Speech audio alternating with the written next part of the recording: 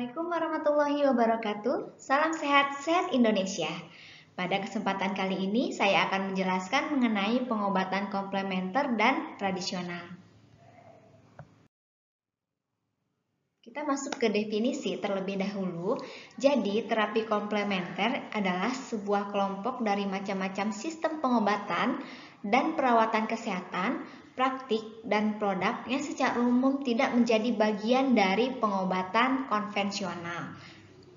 Menurut WHO, pengobatan komplementer adalah pengobatan non-konvensional yang bukan berasal dari negara yang bersangkutan ya. Ini kata kuncinya. Jadi, untuk Indonesia kan ada pengobatan menggunakan jamu. Nah, jamu itu kan berasal dari Indonesia. Nah, ini berarti bukan merupakan bagian dari pengobatan komplementer. Tapi bagaimana jika jamu digunakan di negara lain, misalkan digunakan di Filipina? Nah, itu bisa dikatakan pengobatan komplementer karena jamu tersebut bukan berasal dari negaranya, tapi negara kita gitu ya.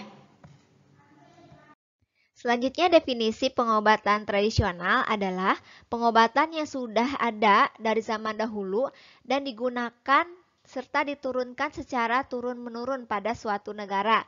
Contohnya kalau di negara kita ya ada jamu tadi ya, itu bisa masuk kategori pengobatan tradisional. Jenis-jenis terapi komplementer yang dapat diakses oleh keperawatan itu ada dua, yaitu terapi relaksasi dan meditasi serta penafasan. Untuk terapi relaksasi ini merupakan bagian dari penurunan umum kognitif, fisiologis, dan stimulasi perilaku. Relaksasi juga melibatkan penurunan stimulasi ya, sehingga seseorang yang mendapatkan terapi relaksasi ini akan merasakan perasaan lebih rileks dari sebelumnya. Nah, untuk yang meditasi ini adalah segala kegiatan yang membatasi masukan rangsangan dengan perhatian langsung pada suatu rangsangan yang berulang ataupun tetap. Klasifikasi terapi komplementer itu ada 5. Yang pertama, mind body therapy. Ini merupakan intervensi dengan teknik untuk memfasilitasi kapasitas berpikir yang mempengaruhi gejala fisik dan fungsi berpikir dan mempengaruhi fisik dan fungsi tubuh. Misalnya imagery ataupun melakukan yoga, terapi musik, berdoa, journaling, biofeedback, humor, tai chi, dan hipnoterapi. Ya, ini bagian dari mind body therapy. Yang kedua, ada alternatif sistem pelayanan, yaitu sistem pelayanan kesehatan yang mengembangkan pendekatan pelayanan biomedis. Contohnya ada kundarismo, homeopati, dan naturopati. Yang ketiga, ada terapi biologis, yaitu natural dan praktek biologis dan hasil-hasilnya, misalnya penggunaan herbal ataupun makanan.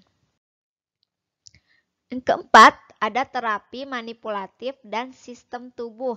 Ini didasari oleh manipulasi dan pergerakan tubuh, misalnya kiropraksi, kemudian macam-macam pijit, rolfing, terapi cahaya dan warna, serta hidroterapi. Yang kelima ada terapi energi. Yang ini terapi yang berfokus pada energi tubuh atau biofield. Ini mendapatkan energi dari luar tubuh, contohnya terapeutik sentuhan, pengobatan sentuhan, reiki, eksternal gigong magnet ya. Terapi ini kombinasi antara energi dan bioelektromagnetik ya. Yang penting ada energi di sini. Itu ya skills mengenai pengobatan komplementer. Selanjutnya pengobatan tradisional ya. Untuk pengobatan tradisional itu mengalami perkembangan di mana obat tradisional yang dapat dipasarkan itu harus melewati uji preklinik terlebih dahulu. Uji preklinik ini bisa menggunakan hewan uji, diantaranya ada tikus, ada mencit, kelinci, dan sebagainya. Nah, apa sih tujuannya ya untuk dilakukan uji preklinik? Tujuannya adalah untuk memastikan keamanan serta khasiat dari penggunaan obat tradisional tersebut. Nah, jika sudah dipastikan ada khasiatnya, kemudian sudah aman dikembangkan pada hewan uji, maka akan dilanjutkan untuk uji klinik. Ya, di mana uji klinik itu sudah sudah menggunakan manusia ya untuk uji coba dari obat tradisional ini. Kemudian jika sudah terbukti khasiat dan keamanannya pada manusia, maka bisa dibuat dalam bentuk fitofarmaka. Berdasarkan cara pembuatan serta jenis klaim penggunaan dan tingkat pembuktian khasiat, maka obat bahan alam Indonesia itu dikelompokkan menjadi 3. Ada jamu, ada obat herbal terstandar, dan juga fitofarmaka. Terdapat perbedaan pada proses uji coba keamanan dan khasiatnya ya, tahapannya itu sudah berbeda. Kemudian kalau dilihat di pasaran itu logonya juga akan berbeda. Kalau jamu itu seperti ini ya, ini obat herbal terstandar dan ini fitofarmaka. Nah, obat-obatan ini itu kalau sudah melalui proses izin edar oleh Badan POM itu dapat dipasarkan dan dapat ditemui di apotek-apotek. Kita bahas dulu mengenai jamu. Jamu itu harus memenuhi 3 kriteria. Yang pertama, aman sesuai dengan persyaratan yang ditetapkan. Yang kedua, klaim khasiat dibuktikan berdasarkan data empiris. Dan yang ketiga, memenuhi persyaratan mutu yang berlaku.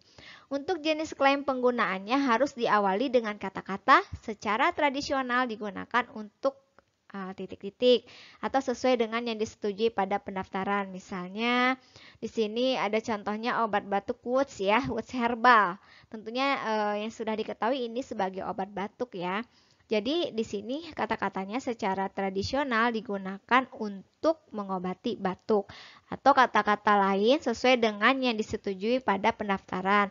Jika diperhatikan di kemasannya itu dipastikan ada logo jamu. Ya, seperti caplang, kayu putih caplang tuh ada logo jamunya, ini juga ada di pojok kiri atas nih.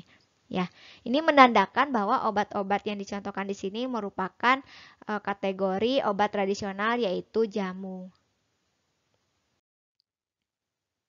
Selanjutnya obat herbal terstandar. Ini logonya. Obat herbal terstandar juga harus memenuhi kriteria. Yang pertama, aman sesuai dengan persyaratan yang ditetapkan. Yang kedua, klaim khasiat dibuktikan secara ilmiah atau praklinik. Jadi kalau yang tadi jamu itu klaim khasiatnya berdasarkan data empiris ya. Kalau obat herbal terstandar itu sudah melalui tahap uji praklinik. Yang ketiga, telah dilakukan standarisasi terhadap bahan baku yang digunakan dalam produk jadi. Nah, inilah yang menjadikan salah satu dasar dikatakan kategori obat herbal terstandar karena bahan bakunya itu sudah distandarisasi. Yang keempat, memenuhi persyaratan mutu yang berlaku. Ini contoh obat herbal terstandar, ada Diapmenir, Diapet, Vitogaster, Vitolak, Glukogap, Stimuno, Irex Max, ya, Kiranti Pegalinu, Kiranti Sehat Datang Bulan, Kuat Segar, dan lain-lain. Ini untuk contoh obat dalam kemasannya. Ya, untuk tolak angin itu sudah melalui perkembangan yang tadinya awalnya itu jamu, sekarang sudah menjadi obat herbal terstandar. Ini logonya sudah berubah. Nah, jika diperhatikan di sini ya, tuh logonya merupakan logo obat herbal terstandar. Yang selanjutnya fitofarmaka. Ini harus memenuhi beberapa kriteria. Yang pertama, aman sesuai dengan persyaratan yang ditetapkan. Yang kedua, klaim khasiat harus dibuktikan berdasarkan uji klinik. Ini lebih tinggi lagi ya tingkatan ujinya. Ini sudah melalui tahap uji klinik. Nah, telah dilakukan standarisasi juga terhadap bahan baku yang digunakan dalam produk jadi. Dan yang terakhir, memenuhi persyaratan mutu yang berlaku. Nah, jika dilihat dari kriteria ini sudah dapat dipahami bahwa perbedaan ketiga kategori obat tradisional yaitu jamu, obat herbal terstandar, dan juga fitofarmaka terletak pada klaim khasiatnya ya, uji yang telah dilakukannya. Jika tadi jamu itu baru berdasarkan data empiris, kalau obat herbal terstandar sudah melalui tahap uji preklinik, kemudian fitofarmaka itu sudah melalui tahap uji klinik. Dan yang kedua juga untuk obat herbal terstandar dan fitofarmaka itu bahan bakunya sudah distandarisasi. Nah, ini contoh fitofarmaka, ada Stimuno, Exgra, Tensigard, Remenir, Nodiar, Inlasin, Resindek ya. Ini contoh-contoh obat dalam kemasannya dan juga ada logonya yang menandakan bahwa obat-obatan ini merupakan fitofarmaka. Nah, bagaimana tadi dengannya jamu dan obat herbal terstandar, apakah nantinya bisa menjadi fitofarmaka? Jawabannya adalah bisa ya. Jika obat-obat tersebut sudah melalui tahap uji khasiat dan juga uji keamanan pada tahap berikutnya. Misalnya tadi jamu yang tadinya baru data empiris, kemudian mereka melakukan uji coba ke tahap berikutnya, misalnya ke tahap preklinik, kemudian lolos sehingga obat tersebut bisa masuk ke kategori obat herbal terstandar. Demikian juga untuk yang obat herbal terstandar, misalnya tadi kan obat herbal terstandar baru mencapai tahap uji praklinik, kemudian ingin dikembangkan, ingin diujikan lagi ke tahap uji klinik, dan hasilnya ternyata baik ya. Dari segi khasiat keamanannya itu bagus ya untuk manusia gitu. Nah, itu bisa nantinya masuk ke kategori fitofarmaka. Nah, untuk fitofarmaka ini boleh diresepkan oleh dokter ya. Jadi boleh masuk ke lembar resep dokter gitu untuk fitofarmaka. Tapi kalau untuk jamu dan obat herbal terstandar itu biasanya tidak digunakan ya untuk terapi yang diresepkan oleh dokter seperti itu. Kemudian ini ada istilah simplisia ya kalau di obat herbal maupun obat tradisional. Apa itu simplisia? Simplisia adalah bahan alamiah yang dipergunakan sebagai obat yang belum mengalami pengolahan apapun juga dan kecuali dinyatakan lain berupa bahan yang telah dikeringkan. Jadi hanya sampai tahap proses pengeringan. Contohnya misalkan ada teh daun jati Belanda gitu ya yang masih dalam bentuk daun tapi kering. Nah, itu disebut dengan simplisia karena belum ada tahapan berikutnya lagi gitu ya. Beda kayak tadi jamu, OHT, fitofarmaka kan sediaannya sudah berubah, ada yang berupa kapsul, kemudian ada yang berupa sirup ya dan lain-lain gitu. Kalau ini enggak baru dalam bentuk bahan yang dikeringkan saja. Tuh. Bahan alamiah ini dapat berupa bahan nabati, flora atau tumbuhan, bahan hewani atau fauna, yang ketiga bahan pelikan maupun mineral. Sumber simplisia itu didapat dari dua jenis, ada tumbuhan liar ataupun tanaman budaya ya. Kalau untuk tumbuhan liar ini kerugiannya umurnya, jenisnya, lingkungan tempat tumbuhannya tidak terkendali sehingga kita nggak bisa memastikan ini umurnya itu berapa, jenisnya gimana gitu ya, sudah sesuai atau belum gitu. Jadi tidak terkendali, kan nggak tahu gitu ya nanamnya kapan gitu ya. Nah, keuntungannya tentunya ada, yaitu lebih ekonomis, lebih murah gitu. Kalau untuk tanaman budaya, keuntungannya bibitnya itu lebih unggul, kemudian pengolahan pasca panennya itu sudah jelas tahapannya. Kemudian tempat tumbuhnya juga jelas karena kan tanahnya diperhatikan dan lain-lain. Kerugiannya perlu perawatan dan pemeliharaan ketika melakukan budidaya gitu ya. Nah, sekian penjelasan mengenai pengobatan komplementer dan obat tradisional. Saya akhiri. Assalamualaikum warahmatullahi wabarakatuh.